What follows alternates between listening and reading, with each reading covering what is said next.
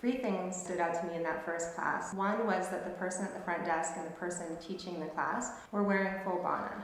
Head to toe, they were wearing white and they were wearing a turban. To me, it indicated a dedication and a devotion to the path. A lot of other yoga practices, this isn't speaking for all of them by any means, but the way that yoga is practiced in the West sometimes now, the asanas are pulled out, and that's called yoga.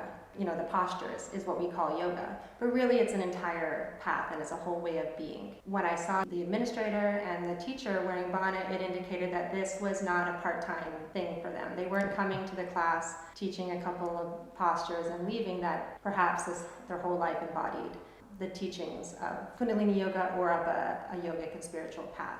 The other two things that impacted me was that they had sadhana every day. As yogis, we get up in the Amrit Vela and we do our practices before the day starts. And really that's what Miri Piri Academy is about. Miri is the temporal, the worldly life, and Piri is the spiritual life. And we always start with the Piri. Each day we start with our spiritual practices and then we can carry on with our day. And the third thing was that we tune in with Om Namo Gurudev Namo. To me, that represented that there was a higher power, that there was a lineage that the yoga was coming through, and it wasn't going to be limited by any particular teacher's limitations. That the transmission's coming through the path, and it kind of supersedes anyone's personal limitations. That to me indicated that there wasn't going to be a limit to how far we could go with the practice.